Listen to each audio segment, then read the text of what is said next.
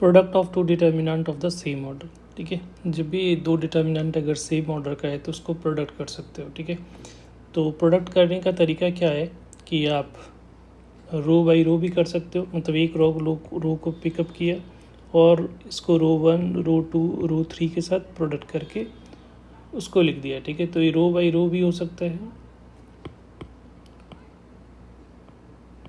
Row by rho ले सकते हो, या रो बाई कॉलन जिस तरह से मैट्रिक्स में करते हैं।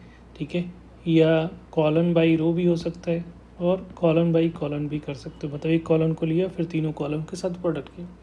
तो इसमें से टोटल 4 बेज होता है, तो 4 बेज में से कोई भी तरीके से आप करोगे तो वैल्यू क्या आएगी, सेम ही आएगी। राइट, तो इसका लॉजिक क्या है, क्योंकि डिटर्मिनेंट में क्या होता है कि हम लोग ट्रांसपोज करने पर उसकी वैल्यू को फ़र्क नहीं पड़ता है, तो इसको रोटेट भी कर सकते हो। तो रोटेट करोगे तो रो कॉलन में कन्वर्ट हो जाता है, कॉलन रो में कन्वर्ट हो जाता है, तो इसलिए वैल्यू में कोई फ़र्क नहीं पड़ता है। इसलिए कोई भी ऑपरेशन करोगे तो वैल्यू क्या आएगा, सेम ही आएगा।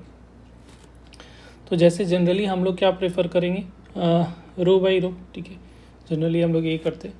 आप चाहो तो कोई और भी मेथड कर सकते हो। तो कैसे प्रोडक्ट करोगे, तो पहले रो 1 को अगर मैंने इसका रो 1 कंसिडर किया, ठीक है, तो पहले इसका रो 1 के साथ प्रोडक्ट करोगे तो ये जो वैल्यू आएगी वो क्या आएगा, a1x1 plus a2x2 plus a3x3। Corresponding element को इसको इसके साथ प्रोडक्ट करना है। ठीक है, फिर इसको सेकेंड रो के साथ करोगे तो यहाँ पे सेकंड कॉलम में जाना पड़ेगा। ठीक है, तो a1y1 plus a2y2 plus a3y3 इस तरह से हो जाएगा। उस तरह से आप फर्स्ट रो को थर्ड रो के साथ करोगे तो थर्ड कॉलम में लिखोगे a1z1 plus a2z2 plus a3z3 इस तरह से आएगा हमारा। राइट, अब ये पहला कॉलम तो हो गया हमारा। अब पहला रो हो गया, सेकेंड रो में जाओगे फिर इसके फर्स्ट रो से स्टार्ट करोगे तो ये होगा b1x1 b2x2 प्लस b3x3। फिर सेकेंड रो में जाओगे तो ये हो जाएगा b1y1 plus b2y2 plus b3y3 हो गया। राइट, फिर थर्ड रो में जाओगे तो b1z1 plus b2z2 plus b3z3। Right, उसी तरह से थर्ड कॉलम में जाओगे, थर्ड रो में जाओगे तो यहाँ से हमारा जो है फर्स्ट रो से स्टार्ट करना है, तो c1x1 plus c2x2 plus c3x3। फिर सेकेंड रो से करोगे तो c1y1 plus c2y2 plus c3y3, और यहाँ पे हो जाएगा हमारा c1z1 plus c2z2 plus c3z3। अब यहाँ पे थोड़ा सा ऑब्जर्व करोगे तो देखो यहाँ पे पहला जो है अगर रो में मूव कर रहे हैं तो ये देखो ये सबका सेम आ रहा है और यहाँ सेकेंड वाला मिसिंग है। अगर वर्टिकल जाओगे तो x1y1 z1 ये सेम है और यहाँ पे ये चेंज हो रहा है। तो ये पैटर्न देखना होता है। जनरली हम लोग को इस फॉर्मेट से इस फॉर्मेट में लाना रहता है मोस्ट ऑफ द जो जेई में क्वेश्चंस आते हैं।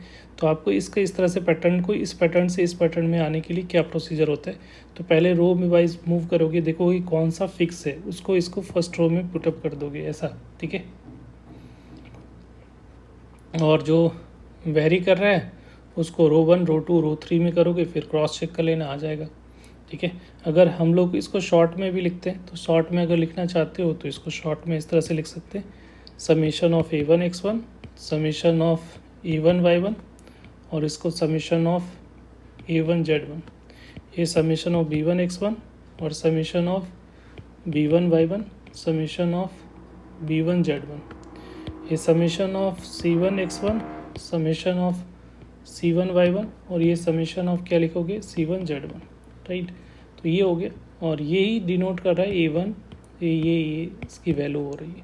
ठीक है, तो ये इस तरह से हम लोग इसका प्रोडक्ट करते हैं। ठीक है, जैसे इसका प्रोडक्ट करना है। ठीक है, एक सिंपल सा डिटर्मिनेंट, तो रो बाई रो मूव करें तो पहला रो लोगे, इसको क्रॉसपॉन्डिंग से मल्टीप्लाई करोगे तो क्या वैल्यू आएगा, 1 को 3 से 3 को 2 से करोगे तो ये आ जाएगा 6। फिर ये -1 से करोगे, -1 से 1 को करोगे तो -1 और 0 से करोगे तो ये तो 0 हो गया। तो पहला, अभी ये सेकंड रो में जाएगा, पहला रो गया, फिर सेकंड रो में जाओगे तो ये जो वैल्यू होगी वो क्या हो जाएगा, 0 माइनस माइनस प्लस 1 और ये 0। फिर थर्ड रो में जाओगे तो ये हो जाएगा 6 और ये हो गया +0 और ये 0, ऐसा, राइट। फिर यहाँ पे सेकेंड रो पुटअप करोगे तो यहाँ से इसको इसके पहले इसके साथ करोगे तो ये क्या आ जाएगा, 1 इंटू 2 तो ये हो गया 2, +2 इंटू 1 1 और 3 इंटू 3 तो ये हो गया 9। फिर इसको इसके साथ करोगे तो ये वैल्यू जो आएगी वो 0 -2 +6 और यहाँ से जो वैल्यू आएगी वो, अब थर्ड रो में जाओगे तो ये हो जाएगा 2 + 0 और ये हो जाएगा 9। उसके बाद जो है थर्ड कॉलम में, थर्ड रो में जाओगे तो थर्ड रो में करोगे तो फर्स्ट रो से स्टार्ट करोगे तो ये 10 -3 और ये +3, राइट। फिर इसको इसके साथ किया, फिर इसके साथ करोगे तो यहाँ से आ जाएगा 0 +3 और +2। फिर थर्ड रो में करोगे तो ये हो जाएगा अगेन 10 0 और ये +3, राइट। तो इस डिटर्मिनेंट की वैल्यू जो आएगी वो क्या हो जाएगा, यहाँ से सिंप्लीफाई करोगे तो ये आ जाएगा 5 1 6, ये हो रहा है 12 4 11, ये हो गया 10 5 और ये 13।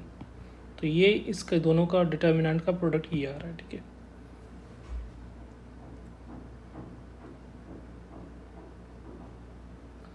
Thank you.